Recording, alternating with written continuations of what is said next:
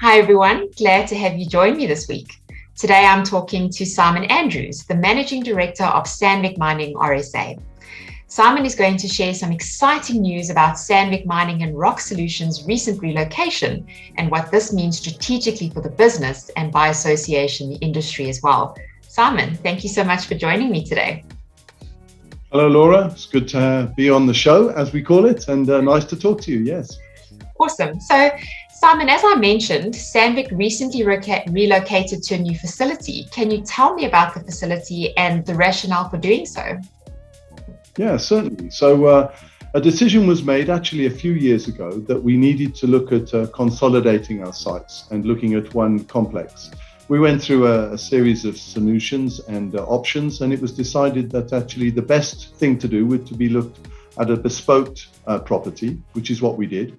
And then we established the Komanani facility. We got a developer and we worked very closely with him. We gave him our requirements, which was quite unusual, I must admit, because most of the developers are used to building warehouses. And they referred to our facility as a warehouse on numerous occasions. And we had to repeatedly tell them this is way more than a warehouse.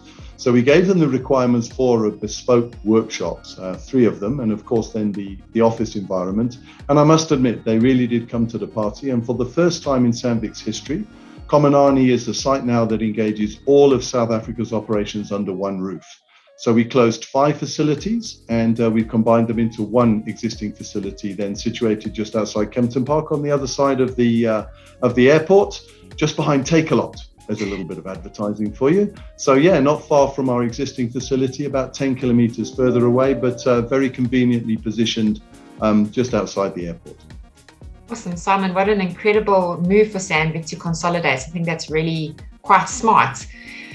Simon, it's clearly a significant investment for Sandvik. What does that investment actually mean for the company and perhaps also for the industry? Well, it is quite interesting. So an investment of this size, when you're talking to the developers, and because it is a bespoke property, they require a 10-year lease. So I think for us to provide that commitment for a 10-year lease to get a bespoke property developed for us, very specifically for our needs, I think indicates, first of all, that our intention about commitment to South Africa and of course to the Southern African area, which is what we're responsible for. And I think it also says a lot for Sandvik that they believe that this is a business that we are committed to and that we are here for the long haul. I mean, we believe that there's a good future for Sandvik in South Africa and our Southern African territory. And I think there was a commitment made at Sandvik head office, at Sandvik AB, because that's where the approval was made for the development of a project of this size. Because it is a 10-year lease, they had to give the approval. And I must admit, we had no issues at all. They fully supported what we do, and I think it's indicative of how important South Africa is to the bigger Sandvik, and of course how important we are within our own industry, and that is recognized by the group as a whole. So for me, it's a landmark, if you like, decision that we could relocate to a property of this nature and get the commitment from Sandvik Global to say, yes, it's supported. So for me, I think it says a lot of good things about us as a company and where we are in the market. Fantastic. Simon, you know, when a company has a new facility, it kind of demonstrates or reflects a new and fresh look for the company as well. So I'm interested to know how this sort of ties in with Sandvik's strategy. You have mentioned South and Southern Africa, but can you unpack that strategy in a little bit more detail? Yeah, certainly. So we closed sites that were, I'm trying to think now. I think the Jet Park site was about 26 years old. We've been there for 26 years. The Delmos site, which is where we did our coal operations, was 28 years. So you can imagine it. We had fairly old technology, if you like, there. We move into a new bespoke property, which engages all of the digitalization and new technology that we could get. You know, we're a company that's at the forefront in digitalization and technology. And I think our facility sort of reflects that. From the time when you arrive, we have facial recognition now for our employees when they arrive at the gate. So no biometric control, no filling in of forms there. Not quite the same for visitors, I might add, but if you're an employee, you will look at the camera and it'll identify you. It's quite a lot of technology like that's been around, but we've embraced that portion of it. When you come into the facility, obviously it embraces green technology. So we've got solar panels and we're looking at expanding that as well to go fully off the grid during the day. We've got obviously using grey water and things like that. But within the complex itself, we've made use of technology in terms of our training center. So we have things like interactive screens, touch screens, whereby people can engage their students when they are training. Simple things like drawing on schematics. You can actually do live drawing on the screen of schematics and do sort of fault finding in real terms, rather than just trying to show PowerPoint presentations. It is interactive. The boards talk to each other, they can print from there. So we're utilizing a lot more technology in that nature. And of course, when it comes to communications like this, Zoom meetings and, we use Microsoft Office. So that's our platform. All of the boardrooms are interactive with this. So in fact, what you can do is when you go into the boardroom, you can log on directly. There is no need for a laptop. It engages with a screen, which is cordless. So anybody can cast onto that screen. So simple technology that I think many of us have at home, we've incorporated into the building. Because as I say, the idea is that we can't be selling high-tech equipment and then still resorting to whiteboards and plugging in cables and screens and all the other dramas that we sort of live with.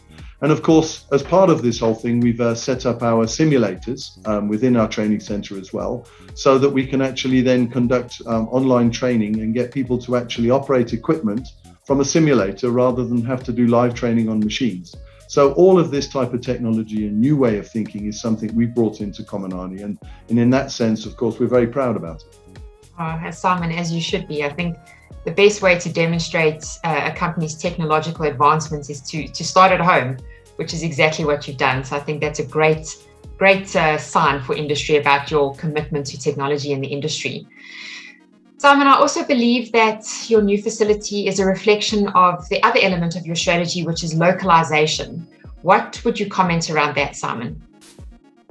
Yeah, so very important this. I think when we went to the board to get approval for a site like this, it included our local manufacturing facility.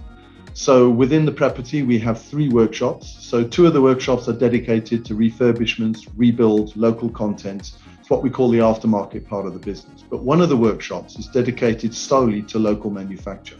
We are manufacturing 3 or 4 products at the moment. We do the 5 and 8 ton loader for the hard rock machines, and we're doing all the soft rock loaders for the coal machines. So that is being manufactured here on site. We're looking at expanding that to next year. We certainly want to incorporate more of the low profile offering, and I'll be engaging with the presidents for those relevant divisions to see if we can expand that offering. And the idea is that we can manufacture more of our low profile machines, which we are the biggest user of in the world.